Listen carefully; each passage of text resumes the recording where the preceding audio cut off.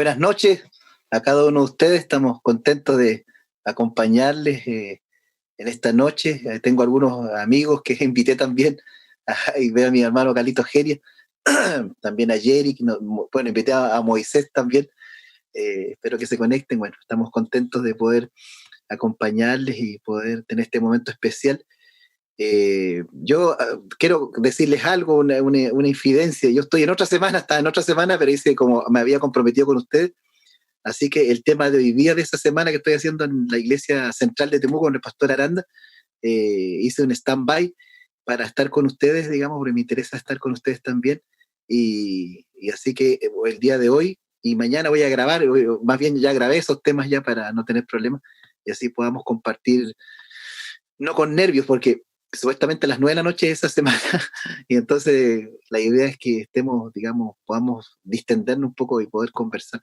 Ahora, les confieso que para mí este tema es un gran desafío, ¿no? Tampoco es algo fácil, así que, que pueda, digamos, llegar y hacerlo, sino que requiere bastante concentración, bastante estudio y esperamos que cumplir las expectativas, espero que no se hayan decepcionado en realidad. Así que vamos a hacerle empeño. Les confieso que tampoco lo sé todo, hay cosas que tampoco tengo idea y no las sé, y voy a ser honesto, si hay alguna pregunta no le puedo responder, le voy a decir que no la puedo responder, pero sí me comprometo a investigarla y en algún momento que nos podamos juntar o mañana dar una respuesta, porque la verdad que no es un tema sencillo y tampoco tengo todas las respuestas, ¿sí? Para que no se lleven una decepción si no les puedo contestar en algún momento. Bueno, a mí se me pidió que pudiese de alguna manera hablar de los eventos finales en relación a la lluvia tardía, zarandeo, qué sé yo, sellamiento y todos esos aspectos. Entonces, bueno, vamos a hablar un poquito de esas cosas, pero obviamente que para introducir el tema siempre hay que usar un modelo, un patrón bíblico, no uno puede llegar y comenzar a hablar de aquí para allá, sino que nuestra mente siempre tiende a centrarse en un aspecto. Y por eso que vamos a usar como modelo Mateo 24. Si ustedes buscan ahí en sus Biblias, sus celulares, no sé si tienen ahí, eh, busquen por favor Mateo 24. Para mí, Mateo 24 es un modelo bastante válido. No es tan, presenta varios me gusta porque es un poco cronológico de lo que pretende presentar, pero obviamente hay partes que no es tan cronológico, pero sí da cierto énfasis para poder, digamos, entender un poco y ordenarnos y de esa manera poder, digamos, poder enfatizar ciertos aspectos, ¿cierto? En relación a esto de la lluvia tardía, de lo que es el zarandeo, el sellamiento, ¿cierto? El gran tiempo de angustia, el pequeño tiempo de angustia, ¿cierto? O pequeño tiempo de angustia y gran tiempo de angustia de Jacob, ¿cierto? Y lo que tiene que ver con las plagas y todo ese tipo de cosas.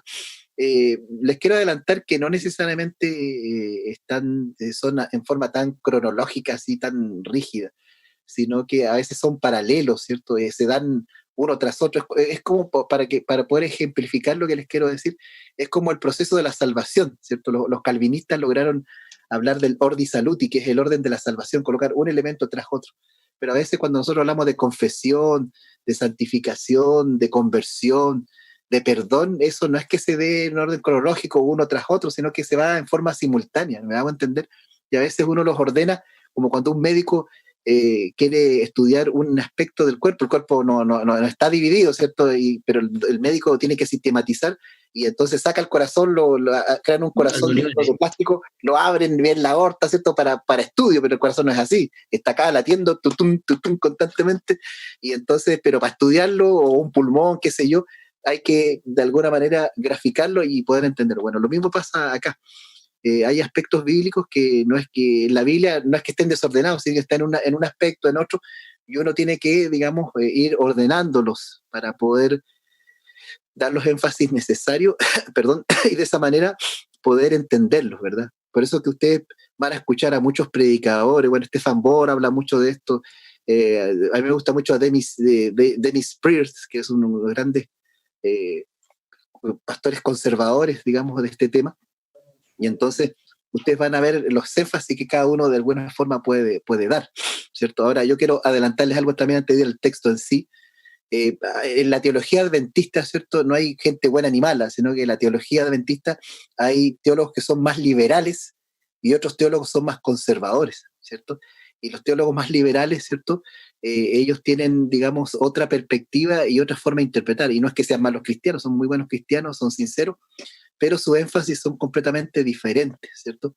En cambio, los teólogos conservadores van siguiendo la historicidad de la iglesia desde 1844, pasando por 1888, ¿cierto?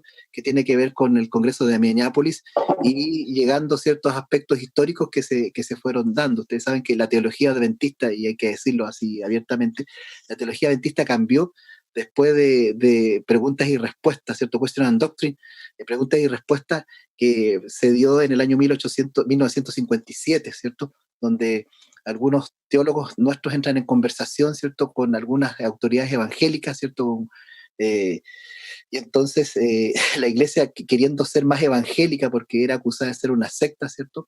Y entonces la iglesia por responder ciertas preguntas a veces cayó, digamos, en el juego de poder dar énfasis muy evangélico, ¿cierto? Y olvidando su historia, ¿cierto? Especialmente en 1884 del mensaje de Waggoner y Jones, independiente que Waggoner y Jones después, ¿cierto? Se apartaron y siguieron a Dr. Kellogg, especialmente Waggoner, no significa que el mensaje que ellos dieron en 1888 sea incorrecto, es un mensaje correcto, ¿verdad? Y vamos hoy día a descubrir cómo Elena de White, ¿cierto? Anunció varias cosas que si se hubiese cumplido, ¿cierto? Tal cual la profecía bíblica lo manifestaba del cumplimiento del mensaje de los tres ángeles, que vamos a hablar bastante harto, que eso es clave para entender esto. El Señor ya hubiese venido, ella dice que el Señor pudiese haber venido, si hubiesen aceptado, dice, el mensaje del 1888, el mensaje, digamos, de justificación por la fe, entonces hubiese caído la ayuda tardía y el fuerte pregón.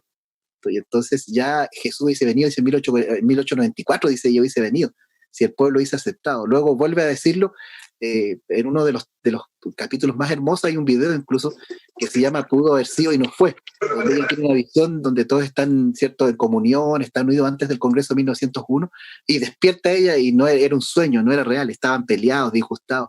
Entonces, de algún punto de vista, aunque algunos lo niegan, otros no, los teólogos liberales niegan esto, pero los teólogos conservadores lo afirman, de que hay ciertos pecados corporativos, ¿verdad? Y eso es bíblico. Si ustedes miran el antiguo Israel, habían pecados corporativos también. Y por eso que finalmente cuando ustedes miran las cartas paulinas de Romanos y otras cartas que dio Pablo, Pablo acusa a Israel, especialmente en Romanos, de pecados corporativos, y por eso que fueron desechados, y por eso que los dirigentes líderes religiosos a Pablo le tenían, ¿cierto?, ganas de matarlo, ¿cierto?, por todo lo que él decía. Entonces, hay que decir las cosas más claras, ¿verdad? Entonces, ese mensaje fue rechazado. Y dice, pudo haber venido el Espíritu, la ayuda tardía y el fuerte pregón, y Cristo hubiese venido. Entonces, la obra, en la historia del movimiento adventista, la obra está retrasada.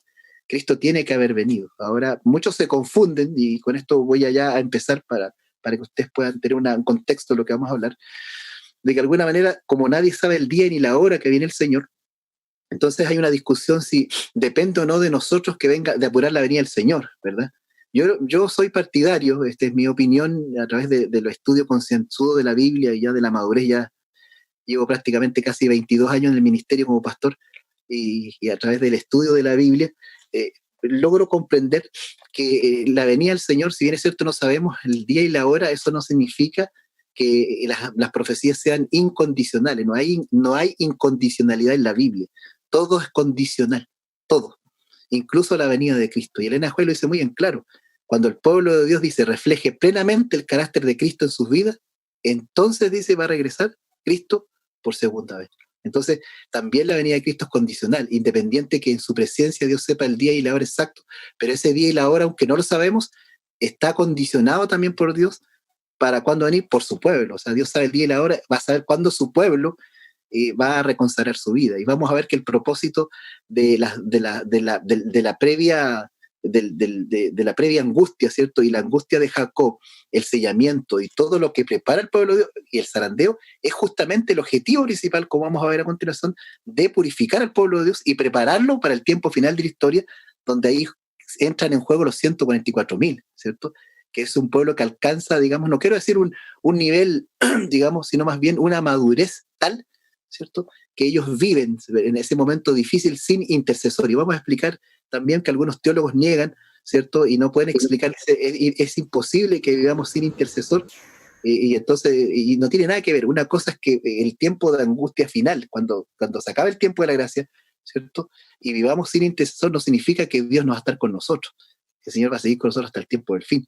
Entonces tenemos que entender bien la historicidad y el texto bíblico para saber qué significa, ¿cierto? Hay todo un punto importante entre la soteriología, o sea, la historia de la salvación, y la escatología, que significan los acontecimientos del tiempo final. En soteriología y escatología no van separados, son íntimamente relacionados. O sea, la historia extendida en el tiempo hasta el tiempo final de la historia, el pueblo de Dios desde 1844, que comenzamos a vivir el tiempo del fin, entonces todo está relacionado. Y ahí está la teología de los teólogos liberales que han intentado cambiar algunos aspectos de la justificación por la fe, teniendo una comprensión más evangélica, más que adventista y bíblica, y del mensaje de 1888. Bueno, eso es como preámbulo. Vamos a ver algunas aristas para que ustedes puedan ir entendiendo algunas cosas importantes. Vamos a Mateo 24, ¿les parece bien?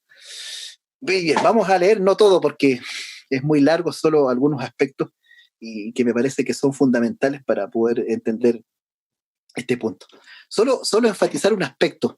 Si ustedes se dan cuenta, uno de las pruebas más tangibles de la venida de Cristo, esto es como introducción, se encuentra en Mateo 24:14, ¿cierto? Que ustedes lo pueden leer. Y será predicado, dice, este evangelio, dice, del reino en todo el mundo, dice, para testimonio a todas las naciones. Y entonces, ¿qué dice?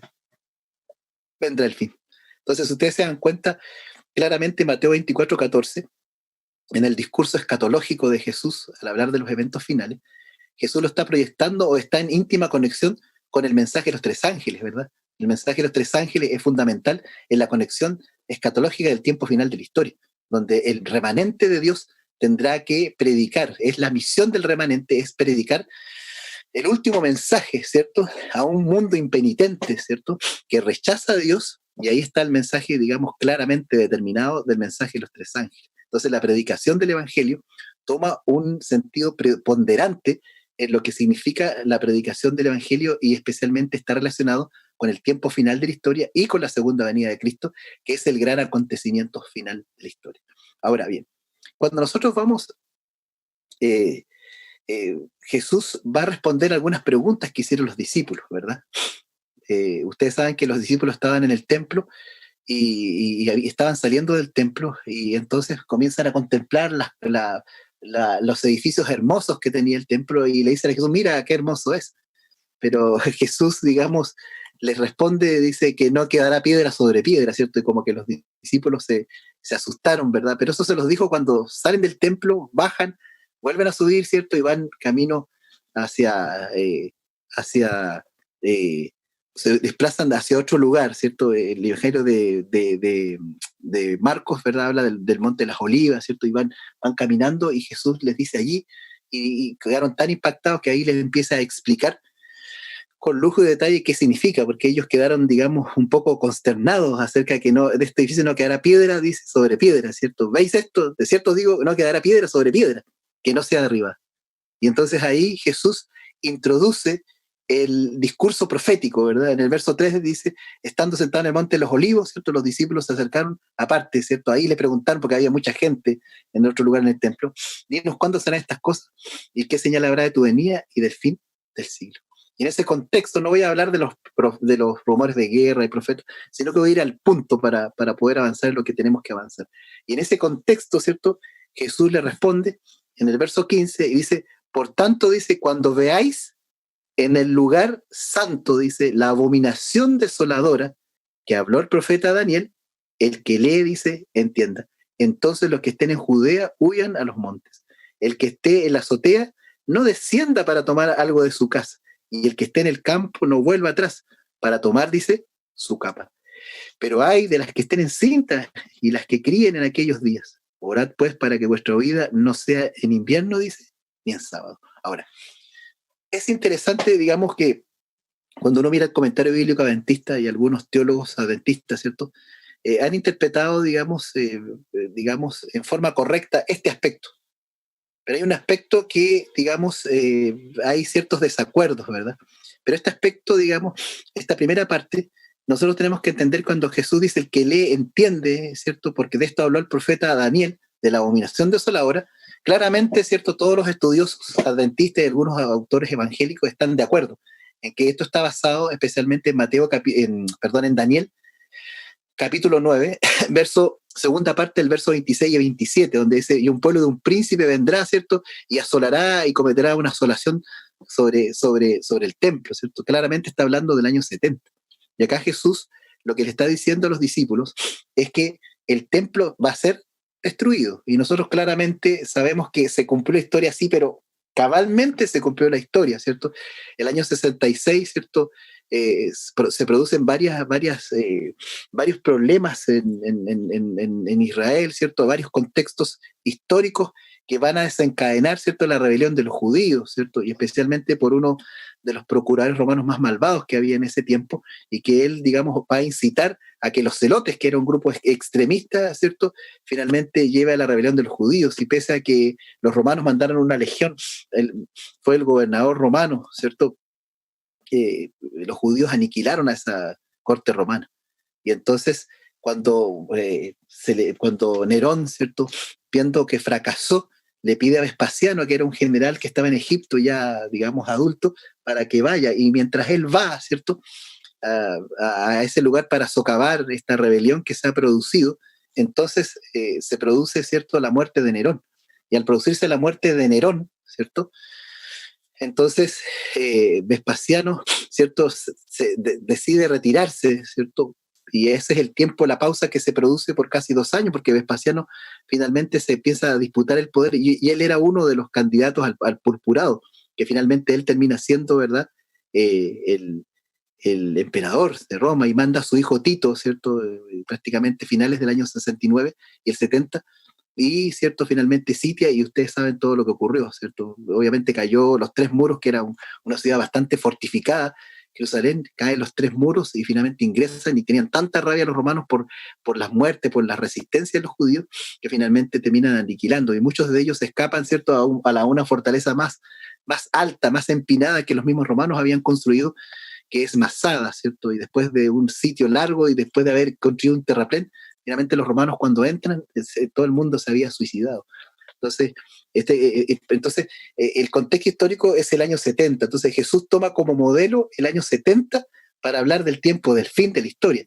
Y eso se llama tipología, ¿cierto? ¿Qué es la tipología? Voy a explicar un poquito. La tipología son ciertas realidades del Antiguo Testamento, ¿cierto?, de carácter histórico salvífico, como personas, eventos, instituciones, las cuales son designadas por Dios, y estas se corresponden, dice, en prefiguraciones prospectivas y predictivas, ¿cierto? Y su cumplimiento en la historia de la salvación del Nuevo Testamento. ¿Qué significa esto? Significa que la tipología, ¿cierto?, son eventos, son lugares, son geográficos, personas, ¿cierto?, que son reales, literales y concretas, pero que se toman, ¿cierto?, como modelo en el Nuevo Testamento para poder prefigurar una verdad más amplia. Pongo un ejemplo. Si ustedes miran, Jesús en el libro de los Hebreos se le llama, ¿cierto?, que viene de la orden de Melquisedec, porque Cristo no venía de la tribu de arónica, sino de Judá, y por tanto por linaje no le correspondía ser sacerdote. Y por tanto, el autor Pablo usa la tipología, ¿cierto?, para poder hacer calzar de que Cristo sea sacerdote, y se da cuenta que Melquisedec no tiene genealogía, no se dice, solo se dice que es sacerdote, rey. Y entonces se toma esa tipología de este hombre real, concreto, de carne y hueso, histórico, que vivió en el tiempo y en el espacio, y se toma, ¿cierto?, y se le aplica a Cristo, digamos, como una verdad superior, como sacerdote ya no terrenal, sino como sacerdote del templo no hecho por manos humanas, sino del celestial. El mismo caso de Babilonia, la Babilonia mística del Tigre y Éufrates del siglo VI, el imperio neobabilónico de Nabucodonosor, esa misma geografía se toma como modelo y se aplica al Apocalipsis, ¿verdad?, como la Babilonia del capítulo 17, una mujer, ¿cierto?, que está ebria de la sangre de los santos, se toma esa prefigura, una prefiguración, ¿cierto?, que se aplica finalmente en un cumplimiento más amplio en las verdades escatológicas del tiempo final, ¿cierto? Entonces, la tipología tiene correspondencia, ¿cierto?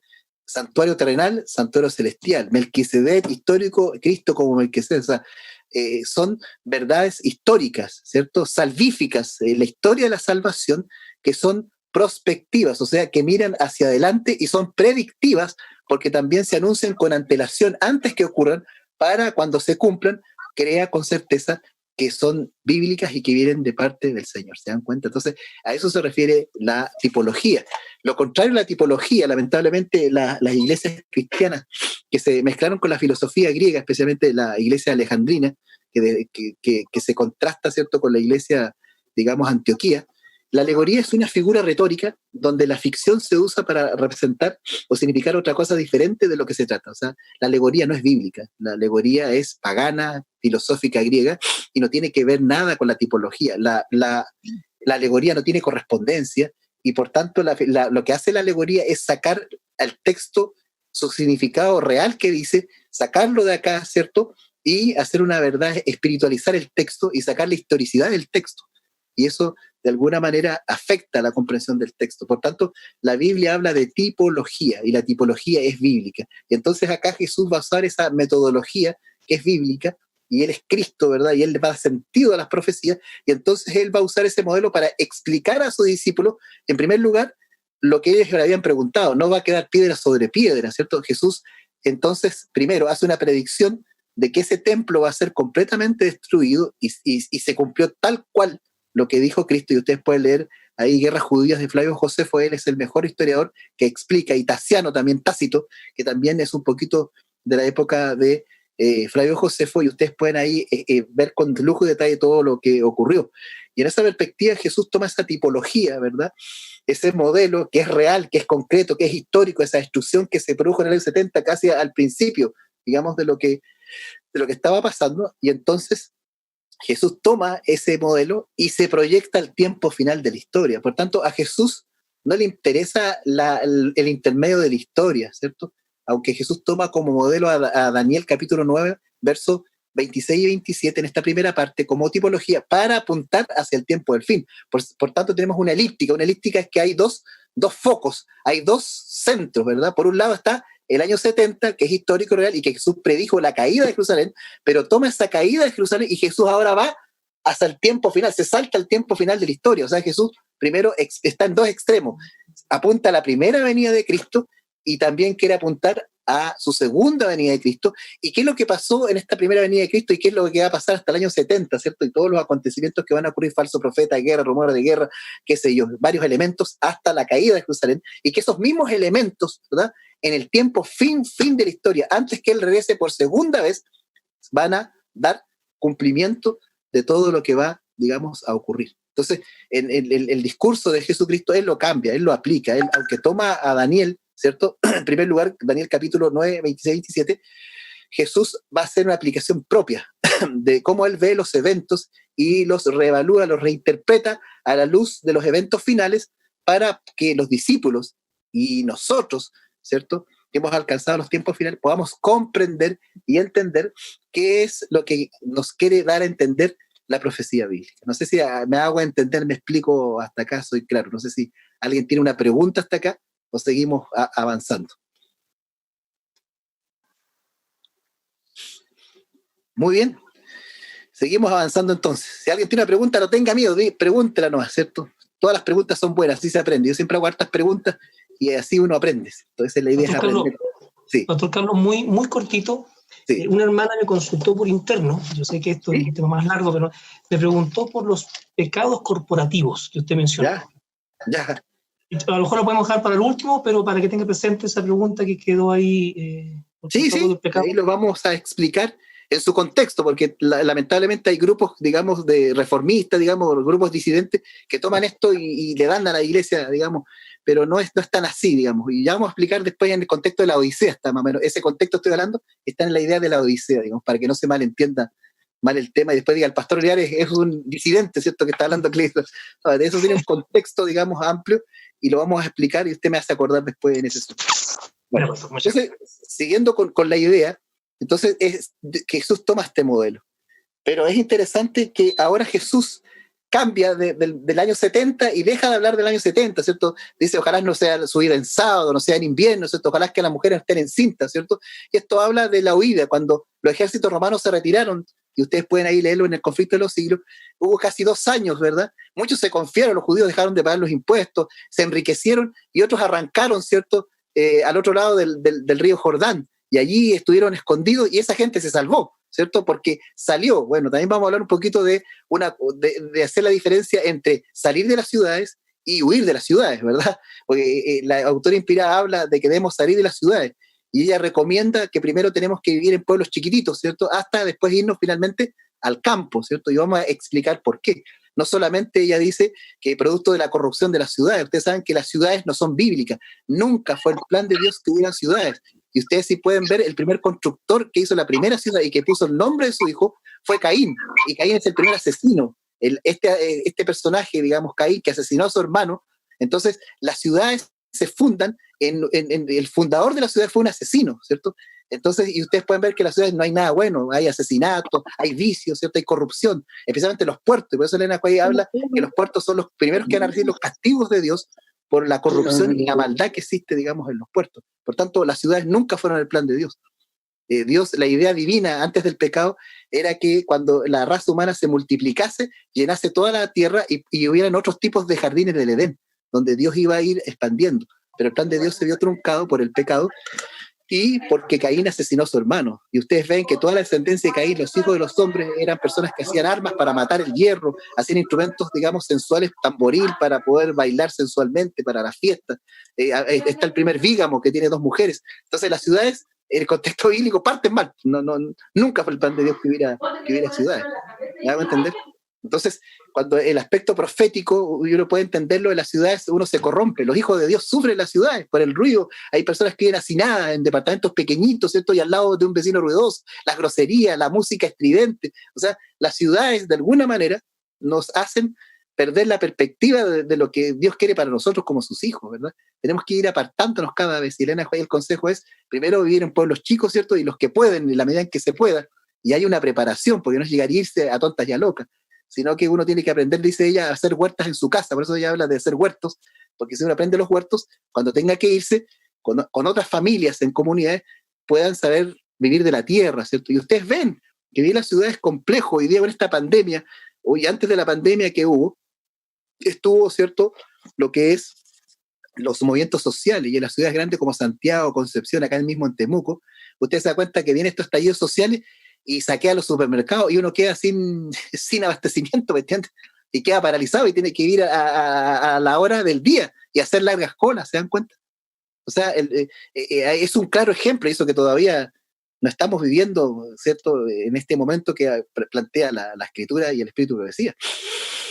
Entonces las ciudades no son buenas para vivir en todo sentido. En cambio, cuando uno va al campo, uno conversa con el campo, la gente vive y se planifica, la gente cosecha papas, trigo, pero lo hace para el año. Entonces esa gente no pasa hambre, no pasa necesidad, no es gente que tiene recursos, pero es gente que tiene para comer, porque es lo más importante, y no le falta, y si no hacen trueque, este comparte el trigo, las papas, qué sé yo, y al final nadie se mueve de hambre. O sea, la autora inspirada, ¿cierto?, tiene razón en que es el consejo, no digo que todos van a abandonar la ciudad, ella dice que los que vivan en el campo hagan puestos de avanzadas para predicar el evangelio también, ¿cierto? Y dice que muchos también van a quedarse en las ciudades, no todos van a poder salir de la ciudad. Entonces estoy presentando en una forma más equilibrada este tema, ¿cierto? Y no quiero ser sensacionalista ni alarmista, ni espero que nadie se haga alarmado y venda su casa y se vaya, no estoy diciendo eso. Dice Elena White que Dios va a mostrar el momento cuando tenemos que salir de la ciudad. Dios nos va a dar el momento a los verdaderos hijos de Dios, que sean fieles. Así que eso es importante que lo podamos tener en cuenta. Ahora vamos al verso siguiente, miren, por favor.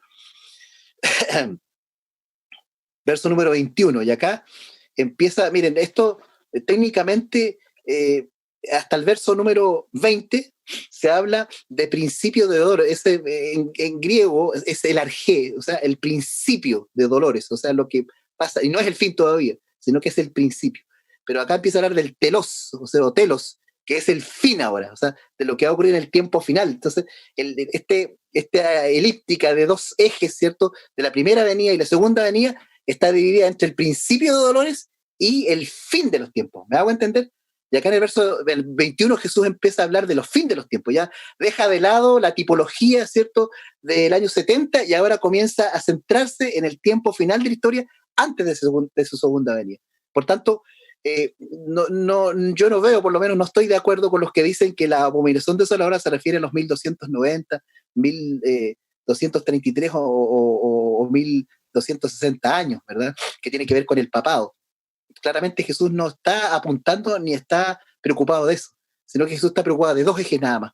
Él no toma ese periodo profético, ¿cierto? Aunque si uno quiere hacer una aplicación, lo podría hacer, ¿cierto? Pero finalmente Jesús está preocupado de dos ejes. El año 70, primera venida, y el tiempo final de la historia. Y Jesús lo que está dando a entender que el año 70, al destruirse el templo, aunque ya el año 34, según la profecía de las 70 semanas, ya el pueblo judío, ¿cierto?, cayó en desgracia, ya no es el pueblo de Dios. Pero en el año 70 como que se consuma finalmente la maldad y el castigo sobre los judíos porque también persiguieron a los cristianos, porque también los oprimieron, ¿cierto? Esteban fue el primer mártir cristiano, y muchos cristianos como Pablo, Felipe, ¿cierto?, tuvieron que huir para poder evitar ser condenados a muerte. Usted ve el mismo apóstol Pablo, finalmente, aunque muere en las manos romanas, los judíos querían, digamos, quitarle la vida. Entonces, finalmente, el rechazo, el odio, el haber rechazado a Jesús, y esto no estoy creando un sistema antisemitista, ¿cierto?, antisemítico, de tener mal a los judíos, solo estoy diciendo lo que la Biblia menciona, porque los judíos, como ya no se salvan, digamos, ya no son el pueblo de Dios o el remanente de Dios, pero sí se pueden salvar individualmente, digamos, creyendo en Jesucristo. Entonces, en esa perspectiva, ellos fueron finalmente, el año 70 es un castigo que ellos reciben por haber rechazado finalmente a Dios. Primero el velo se rompió, se rasgó en dos lados cuando Jesús muere. Ahora, el año 70, el templo es destruido, saqueado, aniquilado, y cuando es aniquilado el templo, se construye el templo de Venus, ¿cierto?, por los romanos. Esa es la abominación desoladora. Y finalmente se roban los romanos la última gran reliquia que tenían los judíos, ¿cierto?, que era la lámpara, ¿cierto?, de 7 brazos, ¿cierto?, la menorá, ¿cierto?, y desapareció. Entonces, finalmente ya hasta el día de hoy ya no hay sacrificio, no existe nada porque ese templo se cayó. A todo esto hago un paréntesis. Ustedes ven que Israel está a punto de entrar en guerra con varios países, y eso, bueno, es un tema largo de hablar, pero solamente lo menciono. Y es justamente porque los palestinos creen que la parte oriental, ¿cierto?, de Jerusalén es su capital, ¿cierto? Y los israelitas, finalmente hay un tema teológico acá, donde los israelitas esperan todavía el Mesías, ¿cierto?, que va a instaurar la paz y va a traer el pueblo judío, va a ser el centro del mundo. Ellos todavía esperan el Mesías, no como un ser divino, sino como un profeta poderoso. Y hace poco leí un diario israelí que me mandó un amigo que está en Israel, y ahí decía que los judíos esperaban que cuando se rebalsara, ¿cierto?, el mar muerto, entonces iba a venir el Mesías. Y curiosamente hace 2 meses atrás se rebalsó, ¿cierto?, misteriosamente. Entonces viene como el enemigo va trabajando acá, y entonces ellos quieren, los judíos quieren quitarle, ¿cierto?, la franja de Gaza y Transjordania para poder unificar. Hay varios yetos judíos ahí para poder hacerlo, pero hay un tema, digamos, bíblico, donde Jerusalén es un lugar sagrado tanto para musulmanes, cristianos y también los judíos. Se dan cuenta que toma una preponderancia, y ahí también está la idea, ¿cierto?, que en otro tema podemos hacerlo, que habla, ¿cierto?, de lo que es la idea, ¿cierto?, más dispensacionalista, ¿cierto?, que cómo reinterpretan ellos y dan un énfasis a los judíos, finalmente, como que es importante que ellos entren en el escenario profético, lo cual la profecía de las 70 semanas niega, digamos, esa participación de los judíos. Ahora, vamos al verso 21, por favor. Dice, porque habrá entonces, dice, ¿qué cosa? Gran tribulación, cual no la ha habido, dice, desde el principio del mundo hasta ahora. Ni dice, ni la habrá. ¿Qué les parece? Entonces, acá, digamos, Ellen White toma este texto para hablar del gran tiempo de angustia, ¿verdad? En la tipología, ¿cierto?, hablamos del pequeño tiempo de angustia, ¿cierto? Las viudas, las mujeres huyan, ¿cierto?, salgan, etcétera, etcétera. Entonces acá claramente Jesús hace un modelo cronológico paralelo.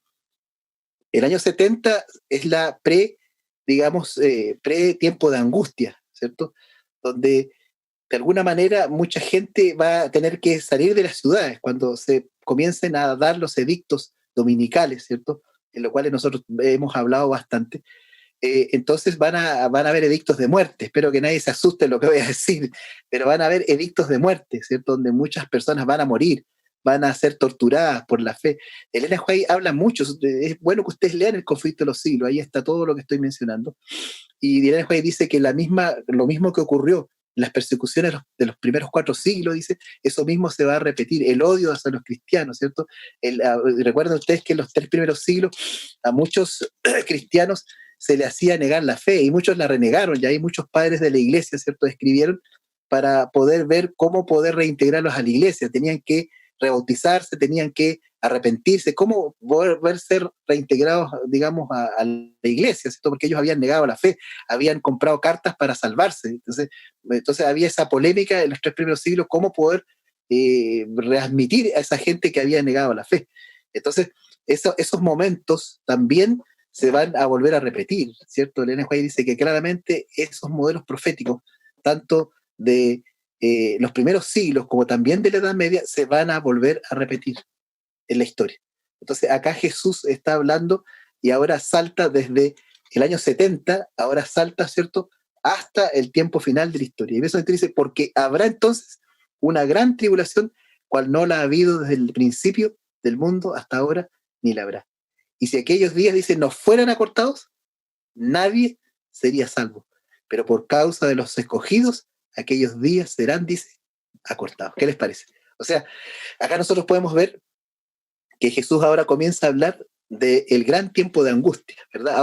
Ahora Jesús, ¿dónde basa el verso 21? ¿En qué capítulo de Daniel está basado? Bueno, si nosotros vamos rápidamente, si ustedes tienen su Biblia y quieren acompañarme ahí, al capítulo 12 del libro de Daniel, ahí ustedes pueden verlo muy, muy claramente, ¿cierto? Y lo vamos a explicar y vamos a ir después uniendo algunos cabos para que ustedes puedan entender esto. El capítulo 12 de Daniel habla varias cosas interesantes, pero especialmente dice en el verso 1 y 2, dice, en aquel tiempo, dice, se levantará Miguel, el gran príncipe, que está de parte de los hijos de tu pueblo. Y será, dice, tiempo de angustia, cual nunca fue desde que hubo gente hasta entonces. Pero en aquel tiempo será libertado tu pueblo, todos los que se hayan inscrito en el libro, muchos de los que duermen en el polvo de la tierra serán despertados, unos para vida eterna y otros para vergüenza y confusión eterna. ¿Qué les parece? Entonces, si ustedes se dan cuenta, Jesús, ¿cierto?, su modelo profético, mientras en el verso 15 y 16 Jesús basa la gran tribulación, la abominación desoladora en el capítulo 9, versos 26 y 27, pero acá en el verso 21 Jesús, digamos, toma Daniel capítulo 12, versos 1 y 2, y ahora dice, toma ese esquema profético de Daniel y ahora lo inserta en su modelo escatológico para poder apuntar o para poder comenzar el inicio de cómo él va a regresar. Y entonces acá Jesús está hablando primero de la pequeña, el pre momento de angustia o pre-angustia, podemos llamar, ¿cierto?, que se da en el verso 16 en adelante. Pero acá en el 21 está hablando del gran tiempo de angustia. Ahora, el tiempo de angustia, ¿por qué se dice gran tiempo, pequeño tiempo de angustia y gran tiempo de angustia? No tiene que ver con duración, no tiene que ver con extensión, sino que tiene que ver con intensificación. ¿Me hago entender? Repito, la diferencia entre el pequeño tiempo de angustia y gran tiempo de angustia no tiene que ver con un asunto de duración, de extensión en el tiempo, sino que tiene que ver con una intensificación, ¿cierto? Mientras el momento de angustia, ¿cierto?, mueren personas y ahí ustedes van a ver cómo ese pequeño tiempo de angustia, que aunque muere gente, son perseguidos los hijos de Dios.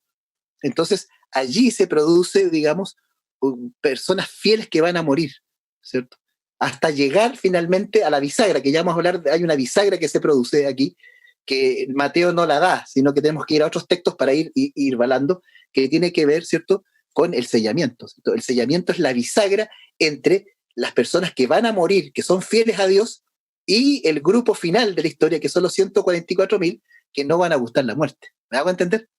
Entonces, el sellamiento es el que marca, ¿cierto?, una etapa, ¿cierto?, de la otra, ¿cierto?, donde acá comienza en adelante a mirarse lo que es el tiempo de angustia, ¿cierto? El gran tiempo de angustia o la angustia de Jacob, ¿cierto? Que claramente se toma, ¿cierto? El Espíritu lo decía, de la experiencia cuando Jacob cruzó, ¿cierto? Cruzó ese charco de Jaboc, ¿cierto?, ese arroyo, cruzó el río hacia el otro lado y Jacob, ¿cierto?, no solo tenía miedo que su hermana lo pudiera matar, sino lo que él sufría en su corazón es haberse sentido perdonado, y por eso que luchó con el ángel, ¿cierto?, finalmente, y cuando lucha, finalmente sale fortalecido, es probado, y el objetivo finalmente desde el inicio del pre momento de angustia hasta el gran tiempo de angustia es probar al pueblo de Dios, para que el pueblo de Dios sea purificado, para que el pueblo de Dios sea probado. Y por eso que Pedro habla mucho, ¿verdad? Y Pablo en Corintios dice, no, seremos probados, pero nunca vamos a ser probados más de lo que podamos resistir. Y con eso Dios da la salida. Y el apóstol Pedro dice, debemos ser probados en crisol, ¿cierto? Así como el oro que está mezclado con estaño y con metales impuros, el oro debe ser refinado. Y siempre en la Biblia, si ustedes se dan cuenta, habla de la gradación. ¿Qué es lo que es gradación? Es la valiosidad de los metales, ¿cierto? Usted mira la estatua de Nabucodonosor, empieza oro y es una degradación.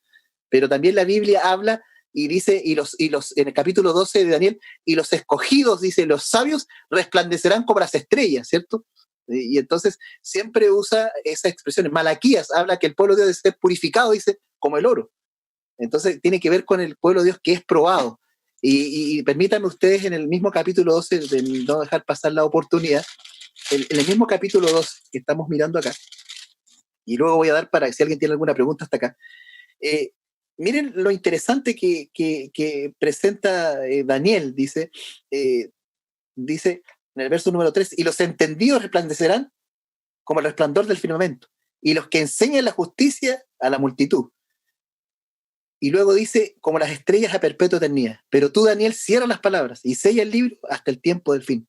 Muchos correrán de aquí para allá y la ciencia, dice, aumentará. Y ahora miren ahora, en el verso número 9, es muy interesante, dice, en el verso 10, perdón, dice, muchos serán limpios, emblanquecidos y purificados. Los impíos procederán impíamente y ninguno de los impíos entenderá, pero los entendidos comprenderán. ¿Se dan cuenta? El pueblo de Dios necesita ser purificado. Necesita ser su carácter. Y por eso cuando uno mira el sellamiento en Apocalipsis capítulo 7, si ustedes se dan cuenta, el sellamiento se produce, ¿cierto? Y en el tiempo todavía de la gracia, porque todavía los ángeles, ¿qué hacen simbólicamente? Están reteniendo los cuatro vientos. Y Elena White dice que cuando los ángeles dejen de retener los cuatro vientos, entonces se acabará el tiempo de la gracia. ¿Se dan cuenta? Y al terminarse el tiempo de la gracia, entonces, ¿qué pasa? Caen las plagas, ¿cierto? Entonces, allí se intensifica, ¿cierto?, las leyes dominicales y se toma un edicto de muerte. ¿Por qué? Porque las plagas son castigos. Y yo quisiera detenerme un poco acá para poder ejemplificar esto. Ahora estamos en una pandemia. Para que ustedes, quiero hacerlos reflexionar con cosas actuales también, para que ustedes miren que lo que la Biblia dice va en un buen camino. Si ustedes se dan cuenta, ya hace mucho tiempo que estamos más de casi 4 meses, digamos, encerrados con una pandemia. Y ustedes se dan cuenta que en algún momento el Papa Francisco, él, digamos, dijo algo bien interesante, que nunca hay que tomar las cosas livianas, sino que hay que reflexionar, sin ser sancionalista, pero hay que tomar en cuenta. Él dijo, bueno, ustedes ven que ahora estamos todos en la casa, los seres humanos ya no andan por las calles. Ustedes miren Venecia, aunque no se purificó el agua sigue estando contaminada, pero sí, producto de las que no pasan las góndolas, ¿cierto? El polvo en suspensión que había en el agua y que hacía un poco oscura el agua, ¿cierto? Se decantó. Y ahora el agua es cristalina, hasta delfines han encontrado que hay en ese lugar. Y como que los animales están volviendo, acá en Chile mismo un puma, en Santiago. ¿Entienden ustedes? Entonces el Papa dijo, bueno, esta pandemia es un castigo al ser humano, porque está destruyendo la naturaleza. Mira, lo dice, es un castigo, dice, de la naturaleza por estar destruyendo el asunto. Ahora, él dijo esas palabras, pero esas palabras están dadas en un contexto. Hay la última encíclica que fue escrita justamente por Francisco, que se llama Laudato Si, que es una frase de San Francisco de Asís que significa bendito seas. Allí, si ustedes leen, yo la tengo en papel acá y también en internet, te la pueden leer. Y él defiende y habla de nuestro hogar, nuestra casa, ¿cierto? Insiste en esa palabra y dice cómo estamos destruyendo, habla de un plano ecológico. Me parece muy interesante lo que él dice.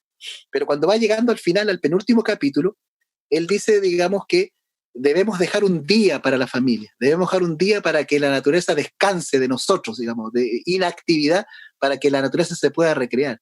Y entonces él coloca todo el asunto del sábado, digamos, la verdad escrituraria del texto, ¿cierto? Coloca los textos clásicos de Éxodo 20, 8, Génesis 2, 2 en adelante, al 4, ¿cierto? y coloca todo el asunto del sábado, pero dice, pero la iglesia decidió el domingo, ¿se dan cuenta? Entonces, ¿qué nos señala eso? Que así como el Papa dice que estas plagas, estas pandemias han caído porque el hombre está destruyendo y está él culpando al ser humano, ustedes trasladen esto, ¿cierto? Cuando caigan las plagas, ¿cierto? De castigo sobre este mundo impío, se acaba el tiempo de gracia y caen las plagas, ¿cierto? Sobre los impíos, entonces muchos van a decir, estas plagas están cayendo, no van a interpretar que es castigo para ellos, sino que va a ser interpretado, dice Elena de White en el Conflicto de los Siglos, como que el pueblo de Dios, hay un pueblo pequeño que no está haciendo o está yendo contra la corriente, ¿cierto? Y no está guardando el domingo, sino el sábado, contrariando, digamos, el edicto que hay. Y entonces todos van a volcar los ojos, dice Elena White, sobre este pequeño pueblo que se opone, ¿cierto?, a las leyes dominicales, siendo fieles al sábado. Por tanto, el sábado cumple una función importante. El sellamiento, si bien es cierto, es interno, es invisible, pero eso se exterioriza, la fidelidad de los escogidos de Dios se exterioriza en la fidelidad al sábado. No estoy diciendo con esto que el sábado nos va a salvar, porque el sábado no nos puede salvar, es Cristo el que nos salva. Pero cuando hay un corazón convertido, ¿cierto? Y es por ello que las características del remanente de Apocalipsis 12, 14 y 14 y 17 dice, son los que guardan los mandamientos de Dios y tienen el testimonio de Jesucristo. Y cuando nosotros vemos en Apocalipsis 14, 1 y 2, habla de los 144,000 que siguen al Cordero por donde quiera que va, ¿cierto? Y que es una expresión, dice Elena de White, tomada de los primeros capítulos del Génesis, especialmente de Génesis 5, 22 y 24, donde habla de Enoc, ¿cierto? Los 144,000 son un prototipo, un modelo de Enoc, ¿cierto? Dice la Biblia, y caminó Enoc, ¿cierto? Y Dios se lo llevó al cielo y no vio la muerte, al igual que Elías. Entonces, los 144,000, ¿cierto? Son o cumplen la tipología, ¿cierto? Son el antitipo, la realidad de lo que es Enoc, ¿cierto? Como en el tiempo en que vivió, porque siguen al Cordero, o sea, caminan con el Cordero por donde quiera que va. Y fíjese que qué interesante, ellos de alguna manera dice, tienen el nombre escrito, ¿cierto? Del Padre, dice, y del Cordero en sus frentes. No es que tengan, es como muy parecido al sacerdote que tiene una lámina, Santidad de Jehová, pero ellos no tienen ninguna lámina, sino que es el reflejo, ellos reflejan en forma perfecta el carácter de Cristo y de Dios en sus vidas. Y por eso que el texto dice, y son vírgenes, y no se contaminaron con mujer. Está apuntando al 7º mandamiento, adulterio. Y dice, y no se halló mentir en sus bocas, 9º mandamiento, ¿cierto? De no levantar falso testimonio, no mentir contra el prójimo. Entonces, su vida moral, ética, es perfecta. Ellos no pecan, ¿verdad? No pecan.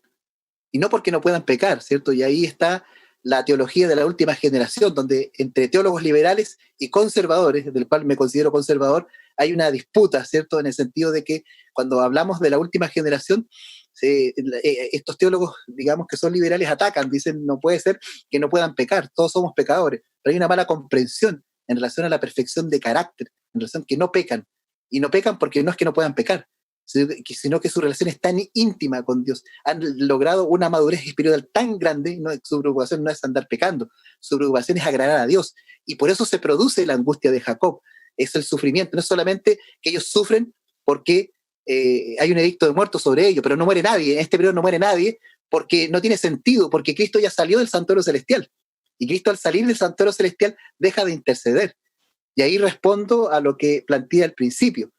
Mucha gente se dice, pero cuando Cristo deje de interceder, entonces ¿cómo van a vivir sin intercesor? Sí, van a vivir sin intercesor, así de simple, y lo dice el Escrito, lo decía, y yo le creo a Elena de White.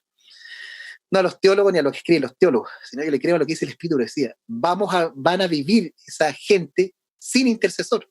Y eso no significa que Cristo no esté en sus corazones, no significa que Cristo no esté con ellos, porque son dos cosas diferentes. El que Cristo salga del santuario celestial es que deja de hacer expiación, deja de borrar pecados, ¿cierto?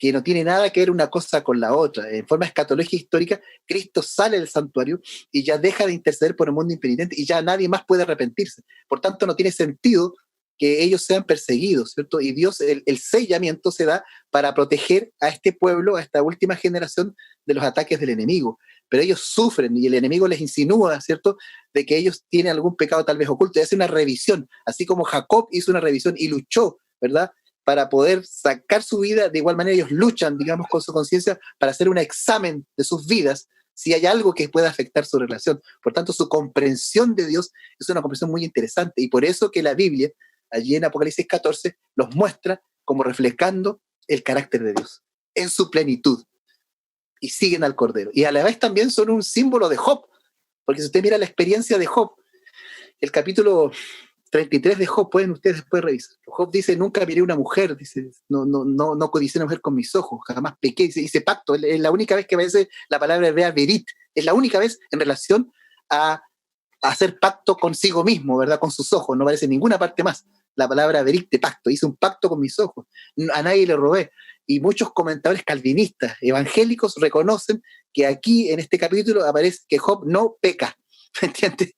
Ha desarrollado un carácter, y eso no tiene que ver con perfeccionismo, como algunos atacan, no tiene que ver con carne santificada, como algunos quieren ver, sino que hay una confusión de terminología, ¿cierto? Sino más bien que ellos han decidido vivir una íntima relación con el Señor. Ellos han abandonado el pecado, ¿cierto? Y han logrado su naturaleza pecaminosa, ¿cierto? Controlar sus apetitos y vivir una vida santa. Y por eso son un grupo especial. Y ese grupo de los 144.000, al igual como la naturaleza de Cristo, que es un tema que podemos estudiar en otro momento, ¿cierto? Donde se discute si vino Cristo con naturaleza caída o después de la caída. No, Cristo vino con naturaleza caída, pero hay que entender qué es naturaleza caída, ¿cierto?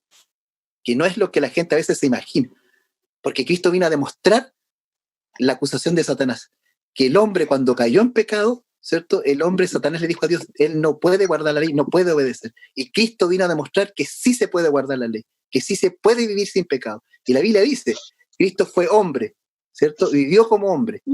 Y fue un hombre 100%, pero sin pecado. Y fue tentado en todo, pero sin pecado. Bueno, la última generación, que son los 144.000, es el término para poder vindicar. Y muchos niegan la vindicación. ¿Para qué Dios necesita vindicar con un humano? No, Dios no necesita nada, es cierto. Pero hay mundos creados, criaturas inteligentes que están expectantes mirando el desarrollo y la culminación de este conflicto. Y entonces los 144.000 van de alguna manera a vindicar el nombre de Dios, que sí se puede vivir. El ser humano, dice Andrea Assen, que ha sido muy atacado injustamente también, gente que no lo lee, cierto teólogo que nunca lo han leído, y habla mal de él sin saber qué es lo que ha escrito. Andrea Assen dice claramente que Dios toma a la generación más débil de todos los tiempos, la más débil, la más miserable, y Dios demuestra, ¿cierto? Pero nunca su demostración es por sus méritos, jamás, porque Cristo es el que da, y por eso que dice en la Biblia, Apocalipsis 12, ellos han vencido, pero no han vencido por sus propias fuerzas, ellos han vencido por medio de la sangre del Cordero. Siempre ellos son vencedores por Cristo, porque Cristo ha puesto su justicia y sus méritos en ellos, y ellos agradecidos reflejan y obedecen la ley de Dios, y ellos demuestran ante el universo que seres caídos, ¿cierto?, pueden guardar Dios, y ahí echa por tierra Dios completamente las acusaciones del enemigo. Ese, digamos, es el contexto, digamos, de todas estas situaciones que se van dando en la historia de la iglesia. No sé si hay alguna pregunta, y de ahí continúe con la segunda parte de este tema. No sé si soy claro, o alguien quiere hacer algún comentario, no hay problema. Si alguien no está de acuerdo, también no hay problema. Yo no quiero tener la verdad absoluta. Puedo que me equivoque, tal vez todo lo que estoy equivocado, tal vez. ¿Me entiendes? Pero tiene que demostrármelo bíblicamente, por eso decía de que estoy equivocado. Entonces, hay alguien que quiera decir algo, opinar algo, no hay problema. Estar de desacuerdo. Esto es para discutirlo, enriquecernos y podemos ir logrando. ¿Sí? ¿Hay alguien que quiera hacer alguna pregunta o avanzamos? Están cerrados el micrófono. Es que están cerrados el micrófono. Ahí sí, es que están cerrados el micrófono, está bloqueado el micrófono. Ahora sí está abierto. Ahí sí. Pastor, tenemos algunas preguntas que han hecho las personas acá. La primera que tenemos es, me indican si el sábado finalmente entonces es el sello de Dios y si eso va a diferenciar en el tiempo final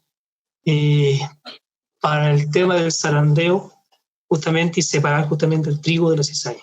Las preguntas que nos hicieron. Sí, correcto. Es que lo que pasa es que el zarandeo, en mi comprensión muy personal, el zarandeo no se va, no estamos viendo el zarandeo. Lo que tiene que ocurrir ahora con la iglesia, y por eso vuelvo al asunto de los pecados corporativos y esas cosas, y voy a contestar las dos preguntas de una, para que se entienda su contexto y después no diga el pastor ya es un hereje, ¿cierto? Y está dando herejía, ¿cierto? Sino más bien, a lo que voy yo es que todo esto nosotros como adventistas no podemos separar el adventista de ahora y el de 1842, no se puede hacer eso. Somos el pueblo del tiempo del fin. El último periodo profético es 1844 en adelante. Y estamos viendo el tiempo del fin. Entonces todo lo que se dijo allí, el mensaje de los tres ángeles, ¿verdad? Todavía no se ha cumplido. Recuerden ustedes que cuando los pioneros, ellos de alguna manera pensaron que habían predicado el evangelio, ¿cierto? Todo el mundo, aunque debes profetizar otra vez. Pero Dios iba a darles a ellos para que predicaran en todo el mundo. Y ellos ellos cumplieron el segundo mensaje angelical, ha caído Babilonia, porque ellos salieron de sus iglesias porque pensaban que seguir en iglesias organizadas significa estar en Babilonia. Ellos salieron de sus iglesias y ahí está la razón de por qué ellos no querían organizarse en 1873, tenían miedo, ¿cierto? Y ahí ellos, pero no se ha cumplido uno todavía, que es el mensaje del tercer ángel, que habla, digamos, si alguno adora su imagen y a la bestia, entonces recibirá, ¿cierto?, las plagas y la ira de Dios. Eso la iglesia no lo ha predicado y tenemos miedo de predicarlo, porque hoy día la teología dice, no, que tenemos que unirnos, ¿cierto? Tenemos que, de alguna manera, no ser tan, digamos, tan fuerte para poder predicarle a los católicos esto acá. Pero Elena White dice que nuestro mensaje es un mensaje que tenemos que predicarlo, tal vez con otras palabras, primero obviamente que no de sopetón, sino enseñándole las verdades a las personas, pero tenemos que hablarle de esto a la gente, porque eso es lo importante. Entonces, ¿qué está ocurriendo hoy en día? Nosotros estamos viviendo en la etapa de la iglesia de la Odisea. Somos la iglesia de la Odisea. Pero no significa, porque muchos dicen la iglesia adventista es Babilonia. No, la iglesia adventista no es Babilonia, dice el lenguaje, y nunca lo será. ¿Cierto? Parecerá caer, dice, pero no caerá. Por eso que nuestros hermanos disidentes, que tengo muchos amigos disidentes también, y no tengo problema de hablar con ellos, y los quiero, y son gente buena, yo no discuto eso, son gente que se va a salvar también, tiene otras perspectivas, no los condeno, no soy quien para condenarlos, pero ellos son anticorporación, y ellos sacan en rostro estas cosas que estoy hablando yo. Entonces, pero ellos lo hacen con un sentido de separatista. Yo no creo eso. Yo creo que podemos nosotros hablar y juzgar y criticar para edificar, no para destruir. Y en ese sentido, nosotros somos la Odisea, porque es una iglesia que no se define. Hay gente mundana en la iglesia, lamentablemente a veces se dan estudios bíblicos a las personas, pero no se les enseña del espíritu de decía, no se les enseña de los diezmos y ofrendas, no se les enseña de la ley de Dios, no se les enseña del sábado, de las joyas, ¿cierto? Porque el estilo de vida adventista es importante también. El doctor Fernando Canales, ¿cierto?, un teólogo extraordinario, él tiene un libro muy, muy bonito que debería ser leído, ¿cierto?, que la Universidad Peruana lo editó, muy limitado, se llama Adventismo Secular, cómo entender la relación entre estilo de vida y salvación. Este libro es extraordinario, deberían leerlo, y él habla del estilo de vida, que es importante, ¿cierto? Y hemos dejado de lado el estilo de vida, creemos que el estilo de vida, porque está basado en un principio, no es importante, porque eso, la religión no se divide interiormente, se exterioriza hacia afuera. Entonces, en ese sentido, nosotros estamos como el relativismo del mundo. El mundo vive la postmodernidad y nosotros vivimos la Odisea, que es un relativismo de no definirse y donde hay tensión en la iglesia. Entonces, la iglesia está mezclada como la multitud mixta, ¿cierto?, en el pueblo de Israel, entre que fueron egipcios y israelitas, que fueron los que finalmente llevaron a hacer el becerro y a rebelarse. Entonces, la iglesia es una tensión. Gente que tampoco tiene la culpa, que no está convertida porque no ha recibido la doctrina como corresponde y no ha entendido, digamos, cómo vivir el estilo adventista. ¿Por qué? Porque nosotros damos estudios bíblicos, le hablamos del sábado a la gente, pero nosotros mismos no lo guardamos, no lo llevamos a nuestro hogar para ver cómo nosotros preparamos nuestra ropa ante la caída del sol, cómo preparamos la comida, porque tampoco lo hacemos. Entonces, enseñamos teoría, pero no estilo de vida. Entonces, esa gente se debilita, pero no tiene modelos para observar. Entonces, esa gente es superficialmente, y muchos hermanos son superficialmente porque han abandonado el primer amor. ¿Me hago entender? El Espíritu Santo les habla, pero ellos van negándose y viven una doble estándar. El adventista hoy día, no digo todos, hay excepciones, vive una doble estándar, vive una hipocresía, ¿cierto?, muy grande. Entre le gusta la religión, pero también le gusta el mundo. Y no quiere abandonar el mundo. Y eso es lo que causa tensión y lo que provoca este estado de la iglesia, ¿cierto?, en general. Y donde nos estamos apuntando a lo que tenemos que apuntar. Entonces, ¿qué tiene que venir ahora? Y es lo que creo, y está sucediendo a nuestros hermanos laicos. Eso es lo importante. Debe haber un reavivamiento y una reforma. Y cuando hablo de reforma, no me malentienda bien, la verdadera reforma, ¿cierto? No puede haber reforma, no puede haber un cambio de actitud, de mente, de acción, si primero no hay un reavivamiento, dice Elena White. El reavivamiento es una obra que hace el Espíritu Santo, no el propio hombre. ¿cierto? No es como los libros de autoayuda, esas cosas. No soy yo el que provoco el cambio, porque cuando lo provoco yo me vuelvo legalista y empiezo a juzgar y a criticar a los demás. No es la obra de Dios esa. La obra de Dios cuando el Espíritu Santo trabaja en los corazones de las personas y trabaja y transforma la vida. Y cuando transforma la vida ocurre la reforma. No por mí mismo, sino porque el Espíritu Santo santifica. Y hay muchos hermanos que están en ese proceso. Y cuando esos hermanos se reaviven plenamente, que no son todos, entonces, dice el autor inspirado, caerá la lluvia tardía. No es que la lluvia tardía va a caer a todos, no es así. Elena White dice, algunos van a estar fervientes, ¿cierto? Y otros van a estar, ¿y qué les pasa a este otro? No va a llegar. Me hago entender porque es algo individual, la lluvia tardía, que es una experiencia personal. Entonces pasaremos de ser una iglesia militante a ser una iglesia triunfante. La iglesia visible a tomar la iglesia invisible finalmente en tiempo final. Sí, perdón. Tenemos una segunda consulta, vamos a hacer 3 preguntas. La segunda pregunta tiene que ver con el retiro del Espíritu Santo. Debido a estas catástrofes que se presentan en distintas partes del mundo, algunos hermanos plantean que el Espíritu Santo se está retirando. Y en base a eso mismo, hacen la consulta para ver si se puede ampliar un poquito más los versículos de Mateo 24, del 16 al 20, donde indica la forma de la huida. ¿Por qué se dice que hay personas que hay problemas con las personas que están encintas, aquellas personas justamente que no vuelvan justamente a buscar su capa? Para que explique un poquito eso. Bueno, vamos a empezar explicando esa última pregunta, así como Jesús lo hizo al revés. Lo que pasa es que cuando habla de mujeres encintas, lo que está diciendo es que muchas mujeres, digamos, cuando la persona está embarazada, ¿cierto? Tener un hijo en esas condiciones es tremendo, ¿cierto? Y ahí Elena White toma, en una de las citas Elena White toma, y hay que tomarlo en su contexto. Ella dice que en el tiempo final ojalá que no tener hijos, dice, porque los hijos van a sufrir mucho, ¿cierto? Tener bebé en el tiempo final, y muchos hermanos se la tomaron a pecho, y muchos jóvenes no quieren tener hijos, ¿no? Lo que ella está hablando es que en el tiempo final de la historia, Dios va a ir dando las pautas, ¿cierto? Y entonces ella dice, ¿por qué? Porque el mundo no está bueno, traer hijos al mundo es complejo hoy día, pero eso no niega que nosotros podamos tener hijos. Entonces cuando dice que ojalá no esté la mujer encinta, es porque ese hijo que venga al mundo, ¿cierto?, va a sufrir mucho, ¿cierto?, en este periodo final de la historia. Y por otro lado dice, ojalá nuestra vida no sea el sábado, porque yo creo que a buen entendedor se entiende eso. El sábado es el día sagrado de Dios, es cuando estamos tranquilos, cuando hay alegría y paz y gozo, y es cuando nosotros no hacemos ningún tipo de actividad, digamos, secular. Y estar huyendo en sábado, ¿cómo adoramos a Dios? Dice, ojalá no sea ni en sábado ni una mujer encinta. Y él deje la capa en el sentido de que cuando Lot salió de la ciudad, ¿cierto?, y su mujer miró atrás porque su corazón todavía estaba con las cosas materiales. O sea, tenemos que huir con lo que tengamos. Y entonces lo que Elena White comenta en este texto es que Dios nos va a decir cuándo tenemos que salir de las ciudades. Insisto, no quiero decirle que se vayan al tiro, no estoy diciendo eso. Dios va a indicar a cada persona cuándo tiene que hacerlo, y en el momento y las circunstancias. Pero insisto, las ciudades no son buenas para vivir. Lo que si alguna vez lo han sido, no son buenas para vivir, porque las ciudades no traen ninguna cosa buena, ¿cierto? Y por eso es que tenemos que ir en lo posible, hacer planes, los que puedan, y orando a Dios y viendo que Dios muestre la perspectiva, cuándo tenemos que salir, Dios nos va a indicar. Ahora, la pregunta es si se está retirando el Espíritu de Dios. Claro que sí, pero todavía estamos recién en ciertas cosas, pero todavía creo yo, de mi punto de vista, no estamos en principio de dolores todavía, digamos. Porque para ello tienen que pasar algunas cosas que no han pasado todavía. Elena White dice que el domingo todavía no es la ley, no es la marca de la bestia, ¿cierto? En el corrito lo dice claramente. Dice, ¿va a ser la marca de la bestia? ¿Cuándo? ¿Cuándo va a ser? Cuando se haga un edicto mundial universal que diga, ¿cierto?, que los que no obedezcan van a su pena de muerte. Pero eso no ocurre. Por tanto, el domingo todavía no es la marca de la bestia. Entonces no podemos todavía tachar a uno u otro. Entonces para mí, todavía, si bien es cierto, de a poco se está retirando, pero todavía está, porque no puede retirarse. ¿Hasta cuándo?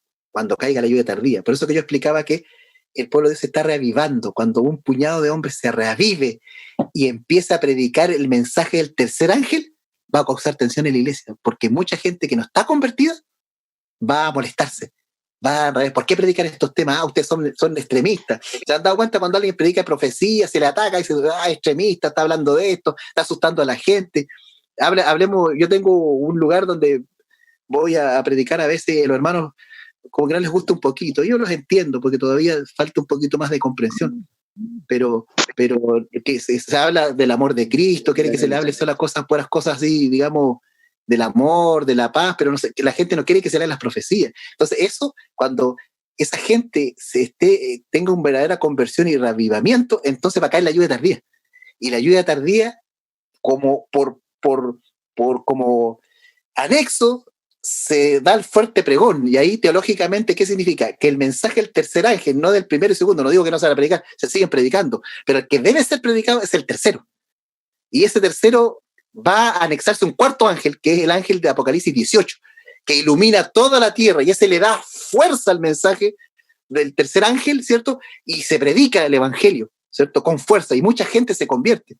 Y muchas personas que están en nuestra iglesia van a venir, ¿cierto? A veces nosotros queremos bautizar millones de personas, miles de personas, bautismo, ¿cierto? Pero cuando miramos el modelo de los hechos de los apóstoles, ellos primero estaban en comunión, primero estudiaron la Biblia, y cuando estaban convertidos, entonces cayó la lluvia tardía y vinieron los miles. Nosotros a veces como hacemos una especie de falsificación del Espíritu Santo, queremos ganar miles, no, los miles se van a ganar cuando caiga la lluvia tardía. Mientras tanto vamos a ganar las personas que se puedan ganar conforme a la predicación del Evangelio que estamos haciendo. Entonces, la lluvia tardía cae, y la lluvia tardía es la que provoca el zarandeo. No hay zarandeo ahora, el zarandeo se provoca cuando cae la lluvia tardía, producto de que esos escogidos fieles, que no son tantos, porque el pueblo de Dios siempre es pequeño, prediquen con denuedo, con fervor, entonces va a provocar una reacción en la iglesia, internamente o como corporación, de un rechazo, ¿cierto? Y ahí se va a separar el trigo de la cizaña. La zaranda, ¿cierto?, se va a hacer removida. La paja va a volar y el trigo, ¿cierto?, lo profundo va a quedar. Los que estén cimentados en la palabra de Dios van a permanecer. Pero aquellos que no están cimentados en la palabra de Dios van a salir finalmente de la iglesia. ¿Y quién va a ocupar esos lugares? Bueno, personas fieles de otros lugares, porque Jesús dijo, tengo otras ovejas. Y hay otras personas fieles que Dios los tiene ahí, porque si los trajera ahora se perderían, como está nuestra iglesia. Entonces Dios los tiene ahí todavía. Hasta cuando la iglesia adventista del séptimo día, que es la iglesia verdadera del pueblo de Dios del tiempo final de la profecía bíblica, se reavive y entonces cumpla finalmente su misión, entonces, ¿cierto?, se formará un solo pueblo. Y la iglesia terminará de predicar. Y eso va a provocar el zarandeo. Paralelamente a eso están las leyes dominicales, ¿cierto?, en principio, que eso provoca las persecuciones y muerte de muchos hijos de Dios, ¿cierto? Y ese se llama el pequeño tiempo de angustia, ¿cierto? Y la bisagra es lo que es el sellamiento. El sellamiento, ¿cuándo termina? Cuando termina el tiempo de la gracia. ¿Hago entender? Y ahí viene la angustia de Jacob. Hay una tercera pregunta, que cerramos la primera parte de las preguntas, que dice lo siguiente, dice, pastor, cuando llegue el tiempo de angustia, ¿ahí se cumplirá el Salmo 91? ¿Perdón? Nuevamente.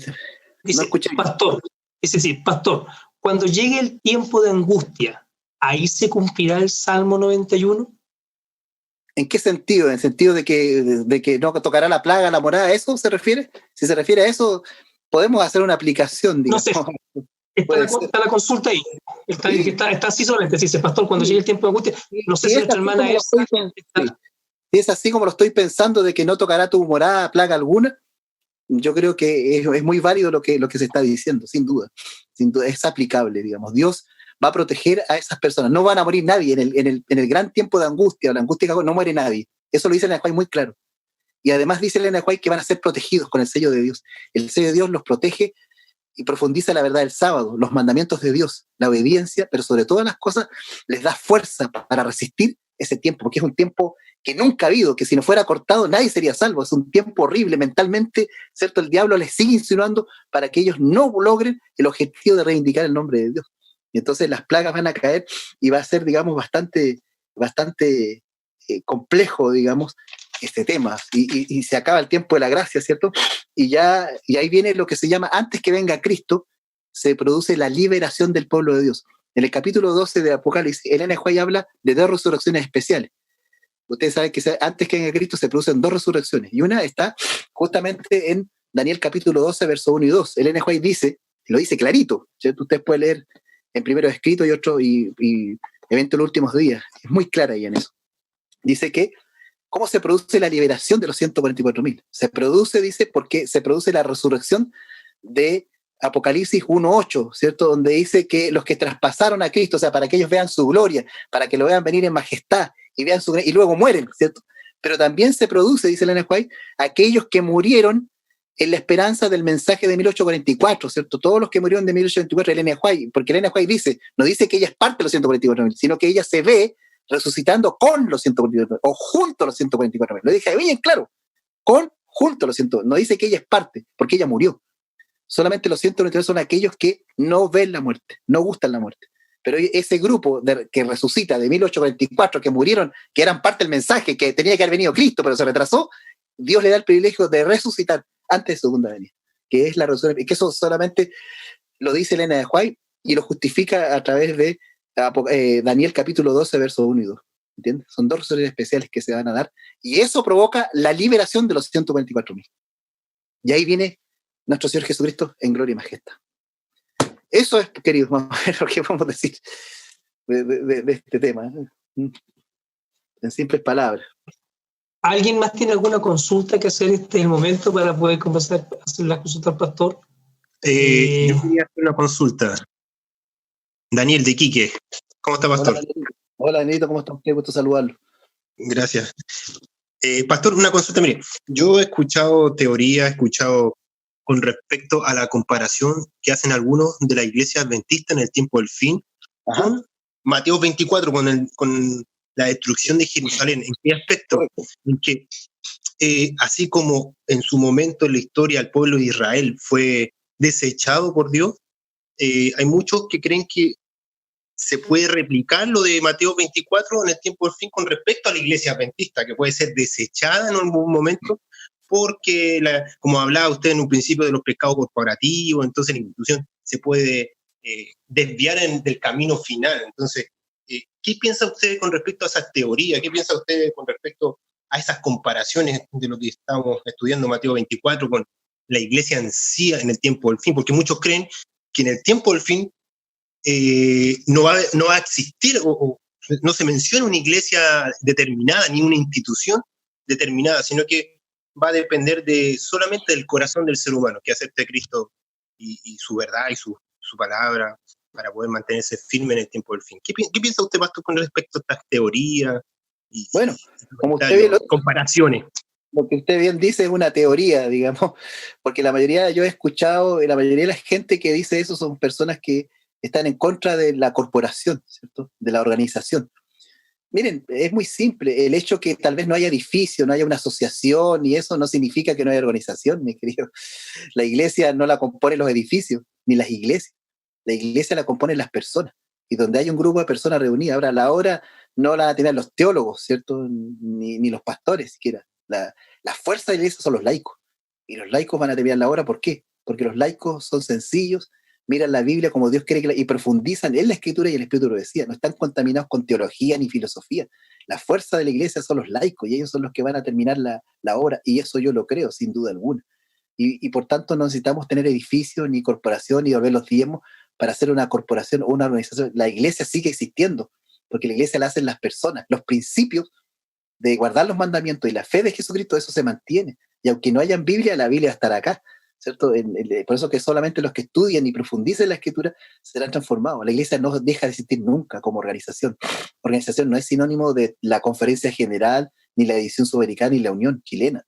La corporación, bueno, la organización tiene que ver con las personas que están unidas por la misma fe, porque guardan el sábado, porque saben estos acontecimientos finales.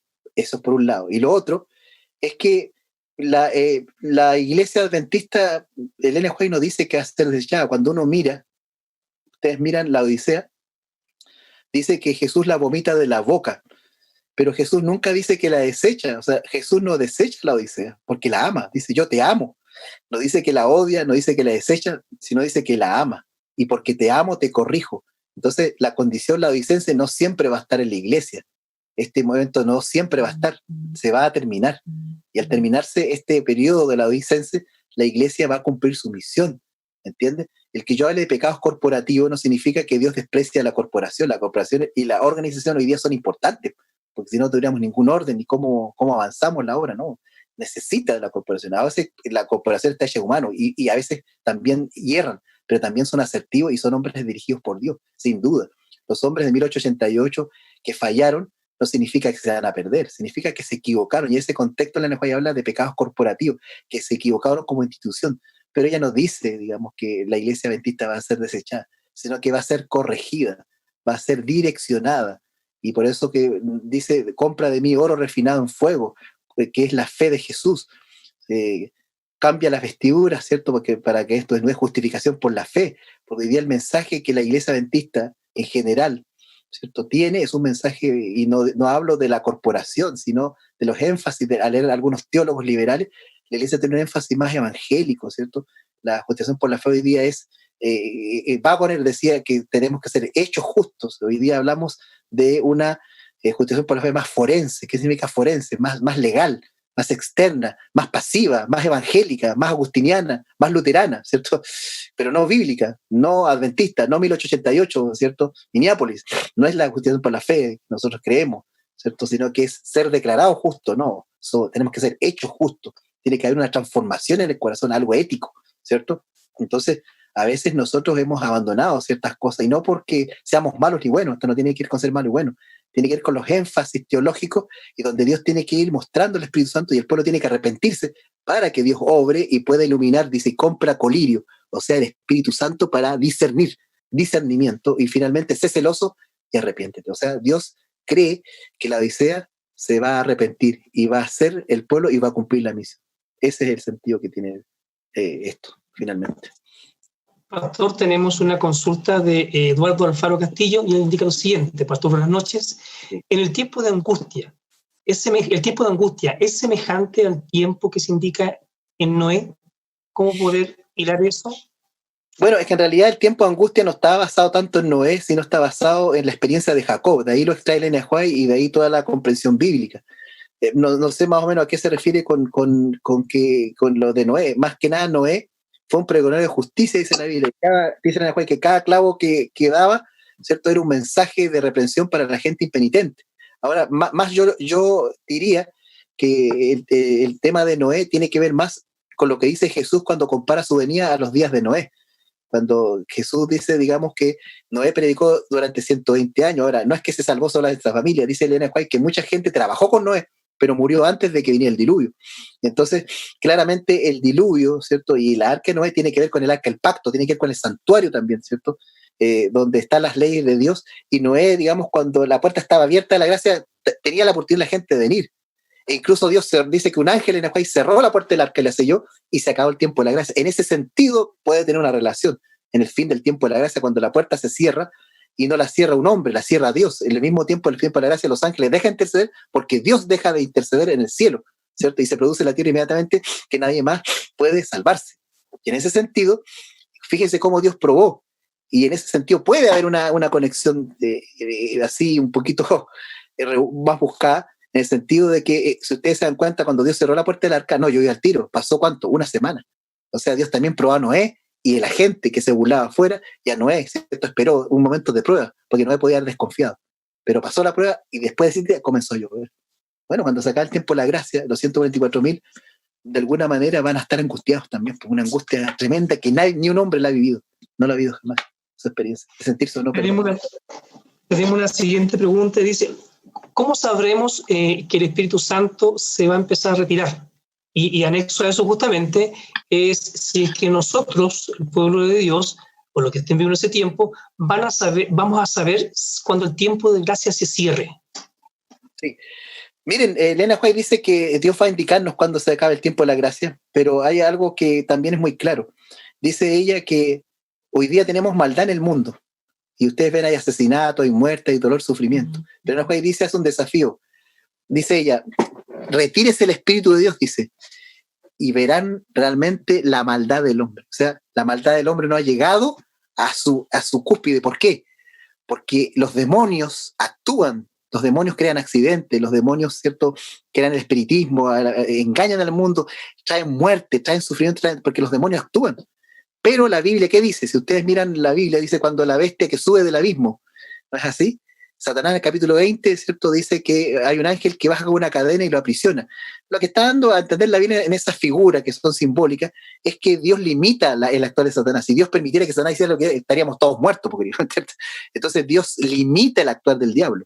Y hoy día lo está haciendo todavía. ¿Por qué? Porque los vientos todavía están retenidos. Pero cuando dejen de retener, ustedes van a ver la maldad en su máxima expresión de crueldad contra el pueblo de Dios. Entonces ahí nos vamos a dar cuenta que realmente el Espíritu de Dios ya se ha ido, porque se va a desatar la maldad del ser humano. La maldad. Y Elena, fíjense ustedes que incluso conversaba con un amigo hoy día en la tarde, y él me decía algo muy cierto, y solo un ejemplo muy claro, y el tiempo de la gracia todavía, la cuestión judía, por ejemplo. Ustedes ven la maldad que se toma contra los judíos. 6 millones de judíos fueron asesinados, pero es algo tremendo. Y hay un autor que se hace la siguiente reflexión, para que ustedes puedan tenerlo. Hay un libro que se llama Lenguaje y Silencio de George Steiner, que es un filósofo judío, y él dice, ¿cómo es posible, dice él, hablando justamente del holocausto de los nazis, cómo es posible, dice, que en la noche los nazis escuchen Nachtruber, ¿cierto?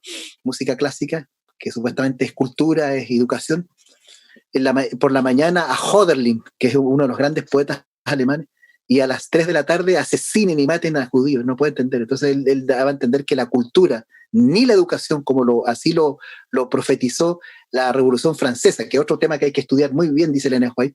Ahí está el principio de todos los males que existen hoy en día y la base de esta sociedad humanista pecadora.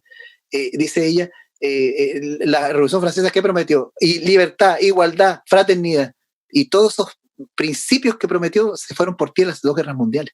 El hombre perdió la esperanza, y producto de las 2 guerras mundiales surge el existencialismo, Jean-Paul Sartre, ¿cierto?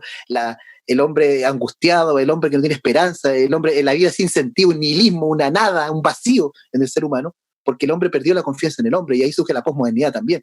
La modernidad se termina producto de la reacción de la modernidad que destruyó con armas prácticamente el mundo, y la crueldad del ser humano. Imagínense, si en tiempo de gracia existe esa crueldad extrema, imagínense ustedes cuando el espíritu se retire, cuando los demonios sean sueltos, ¿cierto?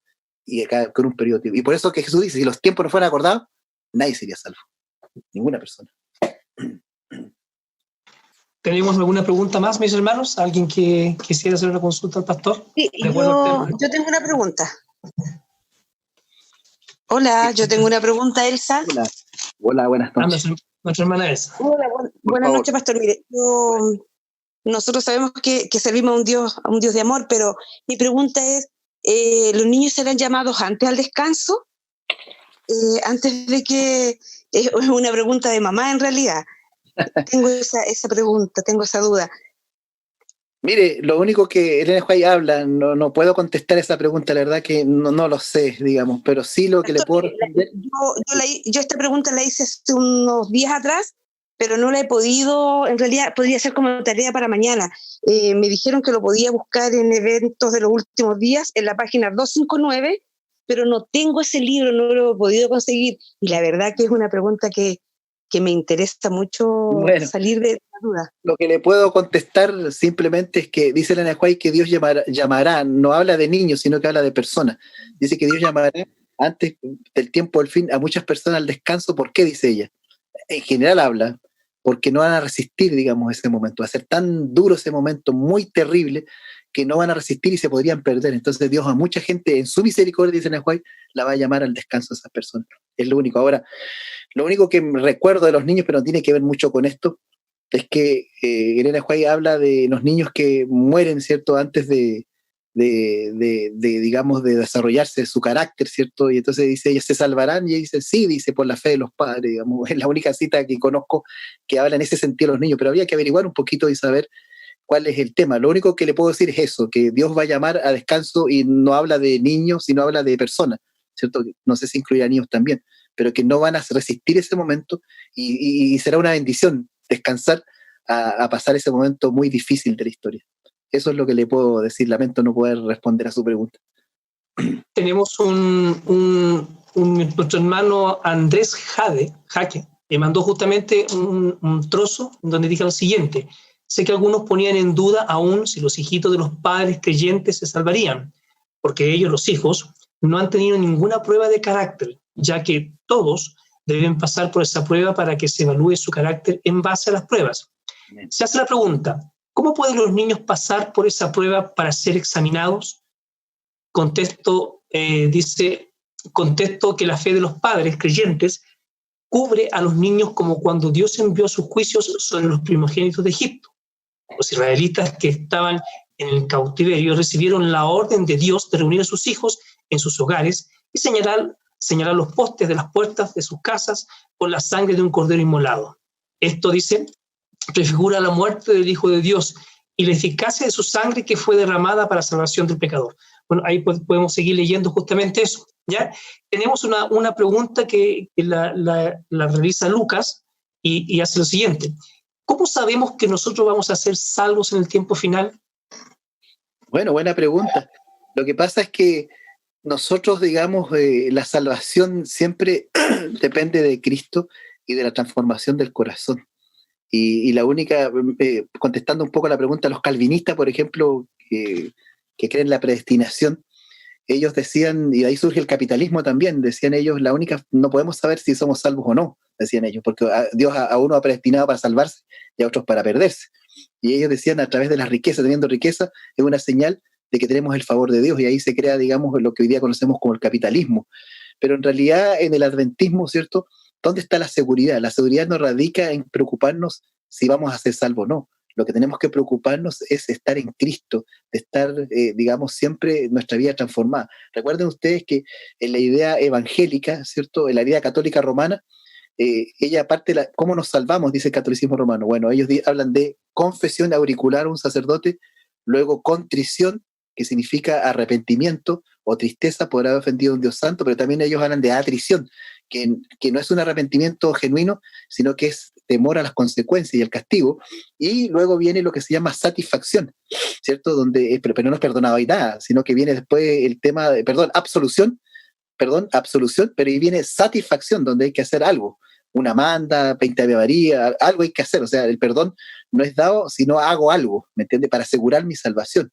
Entonces, en el catolicismo romano, la Iglesia Católica cree que es una iglesia piramidal, cree, digamos, que en esa pirámide el cielo, el reino de los cielos, ellos son un reflejo del reino de los cielos acá en la tierra, y por tanto, fuera de la Iglesia Católica no hay salvación. Y entonces, ¿cómo imparte? Ella es la heredera de la gracia. ¿Y cómo imparte la gracia? A través del sacerdotalismo y a través, digamos, de lo que es, digamos, el sacramentalismo. Para ellos, digamos, los sacramentos tienen poder. Por ejemplo, el agua no es cualquier agua, no solo el agua es un símbolo. Para ellos el agua tiene una magia externa que limpia realmente el pecado, ¿cierto?, original de las guaguas, de los bebés. Entonces, cuando tú haces, ¿cierto?, te bautizas como cuando guagua, haces la confirmación y llega a la extrema unción y fuiste católico, hiciste todos los ritos que la iglesia te pidió y los sacramentos, entonces tú aseguraste tu salvación. O sea, más una salvación por obra. En el concepto evangélico es confesión, contrición o arrepentimiento y perdón de pecados. Pero en el concepto evangélico es una salvación pasiva, porque supuestamente los evangélicos y Lutero se basaban por San Agustín, y San Agustín creía que el hombre estaba completamente corrompido, y por tanto la salvación no es activa, sino es pasiva. Dios hace todo y yo no tengo que hacer nada. Por tanto, para el evangélico es, yo puedo pecar cuantas veces quiere, porque yo creo el perdón de Cristo. O sea, perdón para ellos no importa, porque no puedo dejar de pecar, porque tengo una naturaleza caída, y por tanto el cuerpo me lleva a pecar, y puedo perder cada vez. Entonces es pasivo, Dios hace todo, el soberano no tiene que hacer nada. Y la comprensión adventista es confesión, contrición, ¿cierto?, arrepentimiento, perdón de pecados, pero el perdón se produce con el abandono de pecado. Jesús le dijo a la mujer, vete y no peques más, pero tenemos que abandonar el pecado. Entonces Elena White dice, pecado confesado y abandonado, pecado perdonado. ¿Me hago entender? Entonces el santuario celestial que vimos el día antitípico, el día de la expiación, la seguridad está en Cristo. Pero eso no significa que tenemos que libertad para pecar, sino que tenemos que abandonar el pecado. Y cada vez que somos transformados y tenemos la seguridad en Cristo, entonces tenemos la seguridad de la salvación. Oremos, ¿les parece bien? Padre nuestro que estás en los cielos, santificado y glorificado sea tu santo y divino nombre. En esta hora, Dios, alabamos y glorificamos tu nombre, porque somos un pueblo especial, un pueblo que no es dueño de la verdad, sino que humildemente este pueblo tan pequeño como Israel le has dado estos grandes tesoros para poder compartirlos, para poder hablar. La Iglesia Adventista está viendo un periodo difícil de la historia, pero eso no significa que somos Babilonia y que la Iglesia va a caer, sino que la Iglesia será transformada y será limpiada y purificada. Por eso te rogamos, Señor, por cada hermano presente en esta hora, para que reflexiones sobre esto. Yo estoy reflexionando mucho acerca de esto, de purificar nuestras vidas, de provocar un cambio verdadero, una verdadera reforma, pero que esté acompañada primero de un revivamiento. Debemos rogar más por la persona del Espíritu Santo, que transforme nuestras vidas. Todos tenemos muchas luchas, pero podemos vencer con la ayuda del Espíritu Santo en nuestras vidas. Bendiga a cada una de las personas y danos un descanso reparador. Lo pedimos en el nombre de Jesús. Amén. Lámpara es a mis pies,